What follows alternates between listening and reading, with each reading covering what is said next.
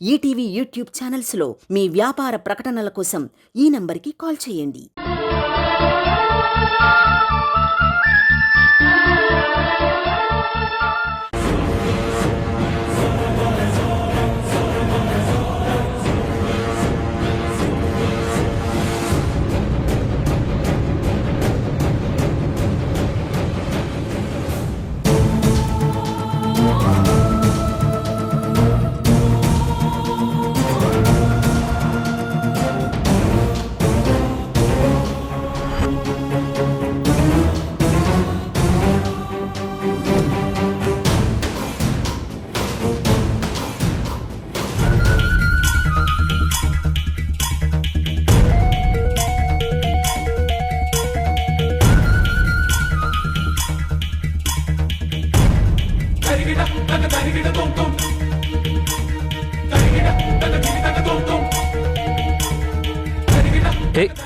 ఏమైంది వేద?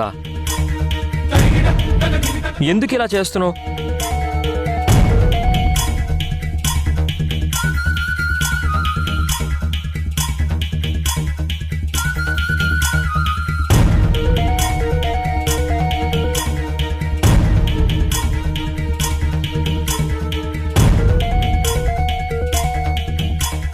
వేద, ప్రతి విషయానికి ఇలా అలిగితే ఎలా చెప్పు? అలా కింద పడుకోవడం నీకు అలవాటు లేదు. నడుము నొప్పి వస్తుంది. నా మాట విని బెడ్ మీదకొచ్చి పడుకో. వేదా, చెప్పేది నీకే. బతిమాలుతున్నాను కదా అని ఓవర్ చేయకు. ఇప్పుడు నువ్వు బెడ్ మీద పడుకుంటావా లేదా? సరే అయితే నేను కూడా నీ పక్కకే వచ్చి కిందే పడుకుంటాను.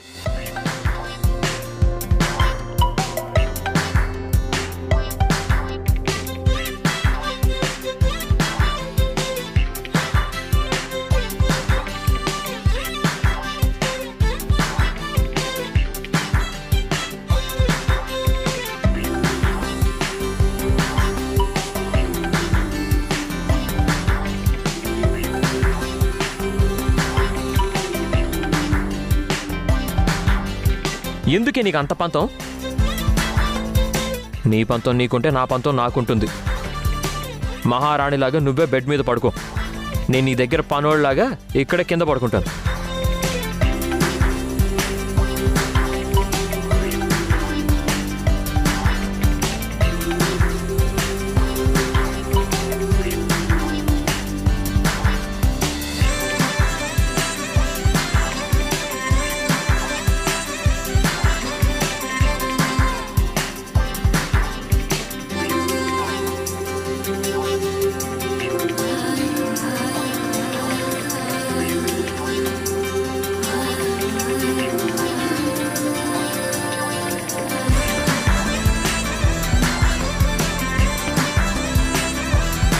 ప్లీజ్ వేదా, కింద పడుకోవడం నా వల్ల కావట్లేదు.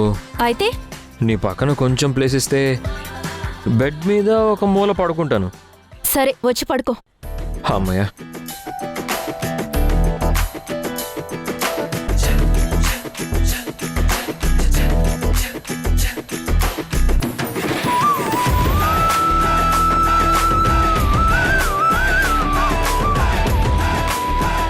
ఏయ్ వేద, వేద, ఏయ్ వేద, ఏయ్ ఆగు. నన్ను బెడ్ మీద పడుకోమని నువ్వెక్కడికి? పడుకోడానికి. ఎక్కడా? బయట. ప్లీజ్ వేద, ఎవరైనా చూస్తే బాగుండదు. ఇక్కడ కూడా వేరే ఎవరి గురించి ఆలోచిస్తున్నావు గానీ నువ్వు నా గురించి ఆలోచించట్లేదు కదా శ్రీ. అరే, అసలు నువ్వు దేనికి లింక్ చేసి మాట్లాడుతున్నావో నీకైనా అర్థమవుతుందా వేద? నాకు బాగానే అర్థమవుతుంది. నీకే ఏం అర్థం కావట్లేదు. అయినా నాకు లేని బాధ నీకెందుకు శ్రీ? నన్ను బయటికి వెళ్ళనివ్వు. ఏ వేద, ప్లీజ్, నేను వెళ్ళనివ్వను. మర్యాదగా నా చెయ్యి వదులు శ్రీ. ఎందుకు వదలాలి? ఎందుకంటే ఇది నా చెయ్యి కాబట్టి. వదులు శ్రీ. ప్లీజ్, చెయ్యి నీదైనా దాన్ని పట్టుకునే హక్కు నా చేతికుంది. వదలడం జరగని పని. వదులు శ్రీ. వేద, తప్పు చేస్తున్నావు శ్రీ. అరే, భార్య చెయ్యి పట్టుకోవడంలో తప్పే ఉంది? నేననేది చేయి పట్టుకోవడం గురించి కాదు, మరి వీణని సపోర్ట్ చేయడం గురించి. అయితే నేనేం తప్పు చేయలేదు. అవునా? సరే, అయితే నా చెయ్యొద్దులు. ముందు నేను వెళ్ళాలి. చెప్పానుగా వెళ్ళనివ్వను అని. నేను కూడా చెప్తున్నాను కదా వెళ్ళాలని. ఏ, ఏ, అరే ఏ, వేద వేద ఏ, ఓ.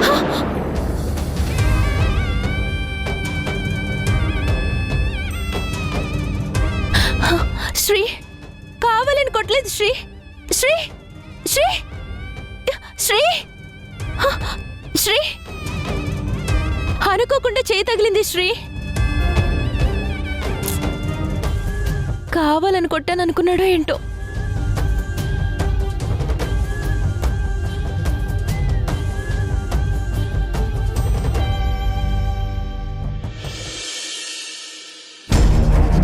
వీణా, అమ్మా వీణా. ఏంటత్తయ్యా? శ్రీ ఫ్యాక్టరీకి వెళ్ళొచ్చాడు. చాలా కంగారుగా ఉన్నాడు. ఎందుకో ఏంటో అడుగుదాం పద. రా. అన్నంత పని అయ్యింది. ఫోన్లే కదా అని అధికారం ఇస్తే దాన్ని నిలబెట్టుకోవడం చేతకాక ఇదిగో ఇంతవరకు తెచ్చారు నీ కోడళ్ళు. ఛీ! ఇన్నేళ్లలో ఒక్కసారి కూడా రాని ఇలాంటి సమస్య ఇంటి కోడలు బోర్డ్ ఆఫ్ డైరెక్టర్ అవగానే వచ్చింది.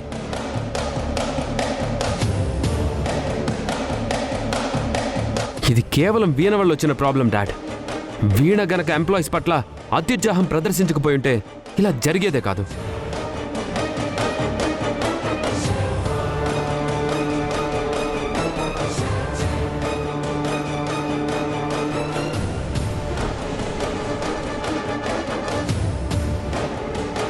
ఏమైంది బావగారు? ఫ్యాక్టరీలో ఏమైనా ప్రాబ్లమా?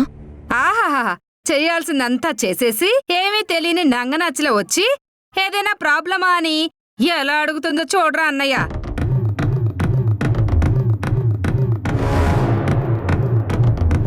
నెత్తి నోరు కొట్టుకుని మరీ చెప్పాను. పిల్లలు ఉడుకు రక్తం, వీళ్ళకి ఇప్పుడు అధికారాలు ఇస్తే చెలరేగిపోతారు, కంపెనీ భవిష్యత్తు ప్రమాదాలు పడుతుందని ఎప్పుడో చెప్పాను. ఆ సరస్వతి నా మాట వింటే కదా.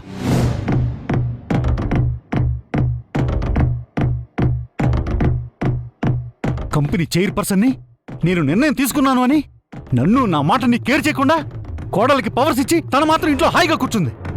ఇక్కడ ఏదైనా ప్రాబ్లం వస్తే తల పట్టుకోవాల్సింది మనం, తనదేం పోయింది.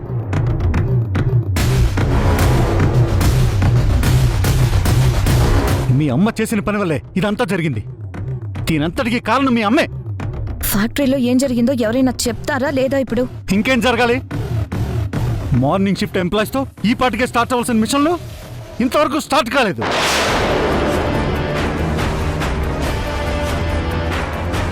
ఎంప్లాయీస్లో ఒక్కడు కూడా ఇంతవరకు కంపెనీ గేట్ కూడా తొక్కలేదంట.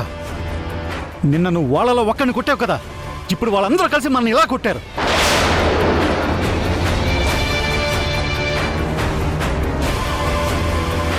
నువ్వు చేసిన పనికి ఎంప్లాయీస్ అందరూ కలిసి కంపెనీ మీద రివెంజ్ ప్లాన్ చేశారు. బోర్డ్ ఆఫ్ డైరెక్టర్ గారు ఇప్పుడు ఎలాంటి యాక్షన్ తీసుకుంటారో చూడాలి. ఇప్పుడేంటి, జరిగిందేదో జరిగిపోయింది. ఏదో విధంగా మీరే ఆ కార్మికులతో మాట్లాడి ఈ సమస్య నుంచి గట్టెక్కించండి. ఇది నువ్వు అనుకుంటున్నంత చిన్న సమస్య కాదు పార్వతి. వర్కర్స్ని హ్యాండిల్ చేయడం అంటే అంత ఈజీ అనుకుంటున్నావా? పైగా దానికి తోడు యూనియన్ లీడర్ మీద చేసుకుంది నీ కోళ్ళు. లేనిపోని సమస్యలు తెచ్చిపెట్టుకుంటే ఇదిగో ఇలాగే టెన్షన్ పడాల్సి ఉంటుంది.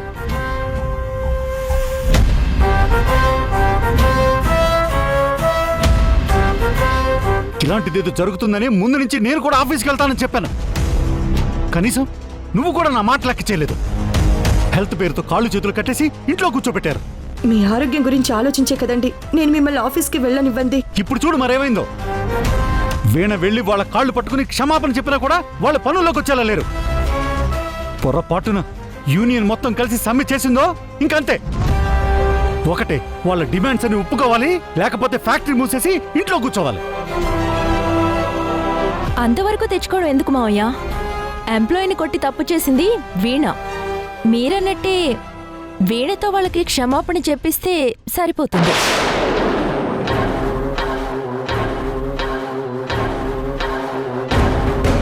పెద్ద చెప్పొచ్చు. ఇప్పుడు మీరెళ్ళి సారీ చెప్పగానే వాళ్ళు యాక్సెప్ట్ చేసి తిరిగి పనుల్లోకి వస్తారు. మరి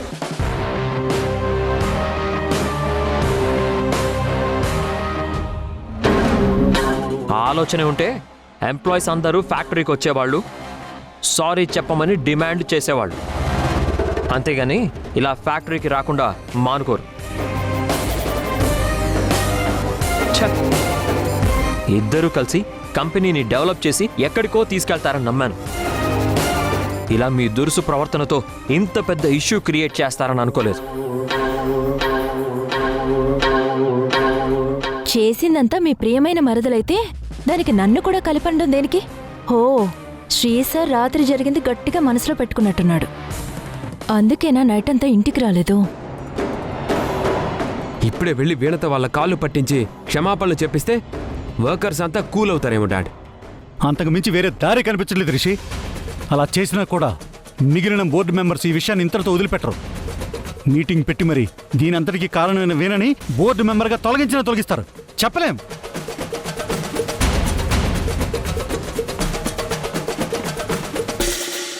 ఏదో ఒకటి చెయ్యండి అన్నయ్య.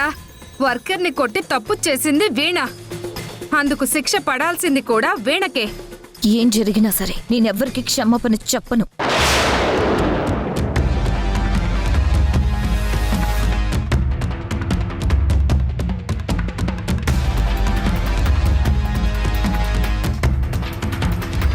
బాబుగారు, మీరెవరు వర్కర్స్ నేమ్ బ్రతిమలాడద్దు. కడుపు కాలితే వాళ్లే పనిలోకి వస్తారు. అంటే అప్పటి వరకు కంపెనీ క్లోజ్ చేసుకొని ఇంట్లో కూర్చోవాలా? అవసరం లేదు. వేరే ఫ్యాక్టరీ యూనియన్ వాళ్ళతో మాట్లాడి పేమెంట్స్ డబుల్ ఇస్తామని చెప్పి పిలిపించి పార్ట్ టైంగా వర్క్ చేయించుకుందాం. అప్పటికి దారిలోకి రాకపోతే అవసరమైతే ఇప్పుడున్న వర్కర్స్ అందరినీ తీసేసి కొత్త స్టాఫ్ని రిక్రూట్ చేసుకుందాం. ఈ తెలివితో నువ్వు బోర్డ్ ఆఫ్ డైరెక్టర్ ఎలా అయ్యావో నాకు అర్థం కావట్లేదు వీణా. పార్ట్ టైంగా కొత్త ఎంప్లాయీస్ని తెచ్చి నువ్వు పని చేయించుకుంటుంటే మన ఎంప్లాయీస్ చూస్తూ ఊరుకుంటారని అనుకుంటున్నావా నువ్వు? శ్రీ, తన మాటలు విన్నావంటే కంపెనీ మూతపడ్డమే కాదు, సొసైటీలో ఉన్న మన పరువు మర్యాదలతో పాటు మనం కూడా రోడ్డున పడతాం. అంతేకా శ్రీ, ఇప్పటికిప్పుడు కొత్త వాళ్ళతో వెళ్ళాలన్నా కూడా చాలా రిస్క్. వాళ్ళని ట్రైన్ చేయాలి, కొద్దిపాటి ఎక్స్పీరియన్స్ వచ్చే వరకన్నా వెయిట్ చేయాలి. టైం కిల్ అయిపోతుంది, వర్క్ కూడా తగ్గిపోతుంది. ఇంత బిజీ సీజన్లో ఇదంతా కుదరని పని.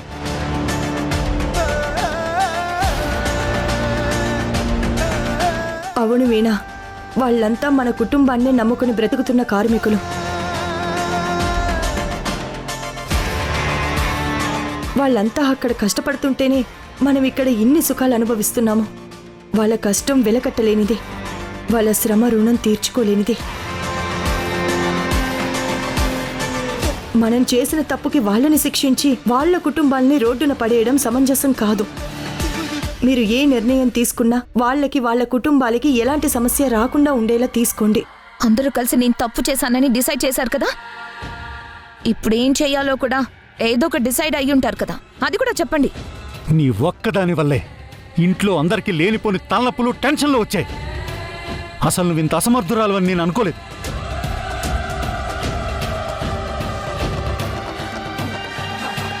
నువ్వు సరిదిద్దుకోలేని తప్పు చేసావు వీణా. నీ వల్ల ఫ్యాక్టరీ క్లోజ్ అయ్యే సిచ్యువేషన్ వచ్చింది. ప్లీజ్, ఛాన్స్ దొరికింది కదా అని అందరూ కలిసి నన్ను టార్గెట్ చేయొద్దు. నా సమర్థత గురించి నాకు తెలుసు, దాన్ని ఎలా ప్రూవ్ చేసుకోవాలో కూడా నాకు తెలుసు. చూసావా అన్నయ్య, చింత చచ్చినా పులుపు చావదన్నట్టు తప్పు చేసింది కాక ఎలా దబాయించి మాట్లాడుతుందో నీ కోడలు.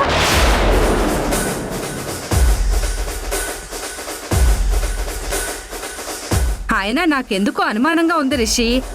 మన కంపెనీలు మూతపడ్డానికి ఈ బావ మరదళ్ళు కలిసి ఇలా ప్లాన్ చేయట్లేదు కదా? అసలకే ఈ బావ మరదళ్ళని నమ్మడానికి లేదు. ఎందుకైనా మంచిది ఈ విషయంలో వీళ్ళ మీద ఒక కన్నేసి ఉంచండి. పిన్ని, అనవసరంగా బావని ఇందులో ఇన్వాల్వ్ చెయ్యొద్దు పిన్ని, మర్యాదగా ఉండదు.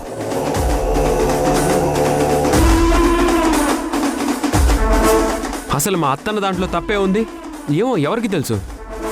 మేమన్నీ పక్కనే ఉండి చూస్తున్నావా ఏంటి? మీ బావ మరదలే కదా, ఎప్పుడు పక్కపక్క క్యాబిన్లో ఒకే ఆఫీస్లో ఉండేది. రిషి, మీ స్టైల్లో ఇలా టాపిక్ని ఎటేటో తీసుకెళ్లి డైవర్ట్ చేయొద్దు.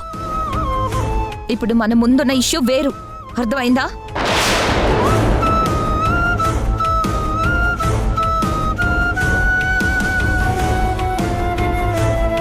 మనం ఆలోచించాల్సింది రియాలిటీలో ఉన్న ఫ్యాక్టరీ ప్రాబ్లం గురించి. నా మీద మీకున్న డౌట్స్ గురించి కాదు. అందరూ ఎవరు చెప్పాలనుకున్నదో వాళ్ళు చెప్పేశారు కదా. ఇప్పుడు నేను చేయాలనుకున్నది నేను చేస్తాను. ఏది ఎలా హ్యాండిల్ చేయాలనేది నాకు బాగా తెలుసని ఇంతకు ముందే చెప్పాను. ఇప్పుడు చెప్తున్నాను, మీరెవరు కంగారు పడాల్సిన అవసరమే లేదు.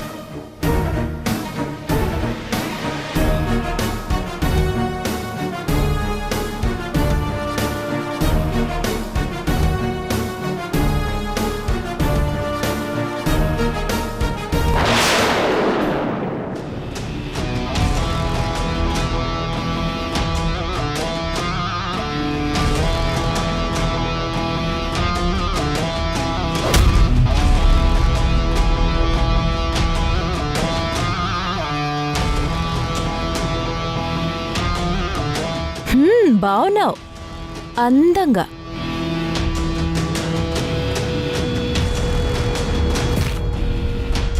ఈ సోకులు చేయడానికి పెట్టే టైం కొంచెం ఫ్యాక్టరీ వ్యవహారాల్లో కూడా పెడితే బాగుంటుంది.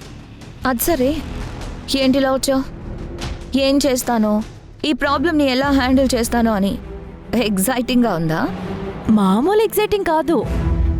మళ్ళీ ఎవరిని కొడతావో, ఇంకేం ప్రాబ్లమ్స్ తెచ్చిపెడతావో అని చాలా ఎగ్జైటింగ్గా ఎదురు చూస్తున్నాను. అన్నట్టు ఆ రోజు ఓటింగ్లో నేనే గెలిచాను, ఇక మీదట గెలుస్తూనే ఉంటాను అని తెగ ఫోజులు కొట్టావు కదా. ఏమైంది రోజు? ఎలా ఎలా ఎలా ఎలా భలే అన్నావు ఆ రోజు. కంపెనీకి డబుల్ ట్రిపుల్ ప్రాఫిట్స్ తెస్తాను, మన బిజినెస్ని ఒక స్థాయికి తీసుకెళ్తాను అని తెగ బిల్డప్లు ఇచ్చావు కదా. ఏమైంది ఇప్పుడు? ఇప్పుడు చూడు, ప్రాఫిట్స్ మాట దేవుడెరుగు. అసలు కంపెనీ ఉంటుందో మూతపడుతుందో అర్థం కాని పరిస్థితి. నువ్వలా నీ సొంత నిర్ణయం తీసుకోవడం మొదలు పెట్టావో లేదో, ఇలా నీ పతనం స్టార్ట్ అయింది. అవును వీణా, ఇంతకీ ఇప్పుడు నువ్వు గెలుస్తున్నట్టా ఓడిపోతున్నట్టా? ఇందులో నీకు డౌటే లేదులే వేదా, నేనే గెలుస్తున్నాను, గెలుస్తాను. ఇప్పటికే చెప్పుంటాను, మళ్ళీ చెప్పకుండా ఉండలేకపోతున్నాను. నీలో నాకు నచ్చేది నీ confidence. I like your confidence. నా కాన్ఫిడెన్స్ సరే, నీకేమైంది? ఆఫీస్కి రాలేదు? ఓ, ఓటింగ్లో ఓడిపోయావని అవమాన భారంతో రాలేదా? లేదంటే నేనేం చేస్తాను అని నాకు భయపడి రాలేదా? పర్లేదు, ఆ మాత్రం భయం ఉండాలే నేనంటే. హలో హలో హలో మేడం, కొంచెం తగ్గు. నీకు నువ్వు ఊహించేసుకుని సాటిస్ఫై అయిపోకు. ఏదో కొంచెం మోక్షతో ఇంట్లో వాళ్ళతో టైం స్పెండ్ చేద్దామని ఇంటి దగ్గరున్నాను. అంతేగాని నీకు భయపడో అదిరిపడో కాదు. అర్థమైందా? ఏమోలే, ఎవరికి తెలుసు. దాని గురించి తర్వాతలే గాని ముందిప్పుడు ఏం చేయాలో ఆలోచించుకో. ఏం చేయాలో ఏం చేయకూడదో నాకు తెలుసని ఇందాకే చెప్పాను కదా. ఏమో ఏం చేస్తావో నాకు డౌటే. పోనీ నన్నేమైనా హెల్ప్ చేయమంటావా వీణా? నా తెలివితేటలతో నేను ఈ ప్రాబ్లం నుంచి బయటపడేస్తాను. అందుకు బదులుగా నువ్వేం చేయొద్దు. జస్ట్ బోర్డ్ మీటింగ్లో నువ్వు తీసుకున్న నీ నిర్ణయాన్ని వెనక్కి తీసుకో, సరిపోతుంది. నెవర్.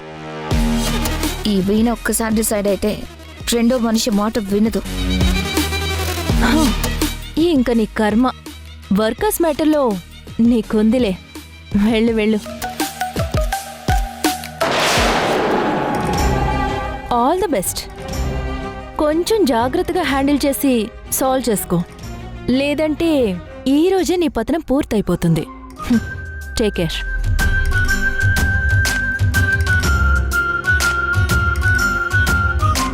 దీనికి మాటలతో కాదు, చేతులతోనే సమాధానం చెప్పాలి. ఛా!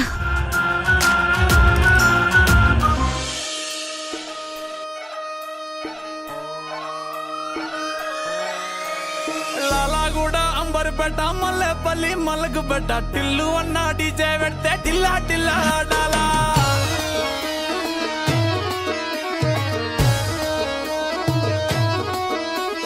మల్లేసన్న దావత్లా మరీ అంత సంతోషపడిపోకు, తర్వాత నువ్వే డిసప్పాయింట్ అవ్వాల్సి వస్తుంది. టిల్లు గారు పిన్ని సౌండ్ ఎవరు పక్కేసి కొట్టిందంటే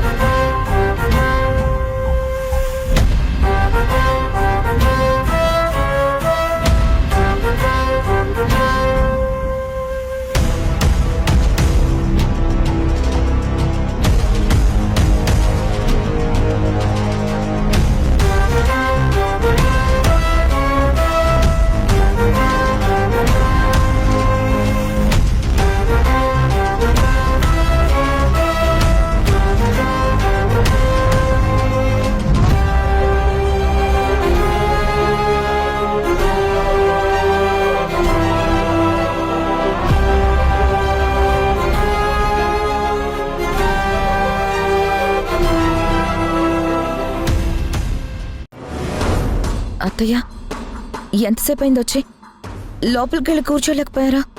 జరిగిన దానికి నువ్వేం సమాధానం చెప్తావు వీణా? అయ్యో అత్తయ్య, మీరు దాని గురించి మాట్లాడడానికి వచ్చారా? ఇది చాలా చిన్న ప్రాబ్లం. చిన్న ప్రాబ్లమా? సూర్య, చెప్పు సూర్య, ఏం చేద్దాం అనుకుంటున్నారు? క్షమించాలి మేడం, మమ్మల్ని మీరు మీ కన్నబిడ్డల్లా చూసుకున్నారు. కానీ ఈరోజు మీ మాటను కూడా కాదనాల్సిన పరిస్థితి వచ్చింది.